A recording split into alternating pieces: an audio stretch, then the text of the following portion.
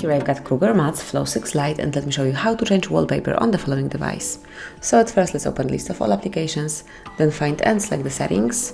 Here you have to go to display and now pick wallpaper. It's time to select the source that you would like to pick your wallpaper from, so it can be either something from your gallery, so any of your own photos, or one from the system wallpapers, and this is what I will choose. So as you can see now, you can come along with the possibilities, and I would like to cover my screen with this picture. Once you decide, click on Set Wallpaper. And finally, decide if you want this picture to cover just your home screen, your lock screen, or maybe both of them.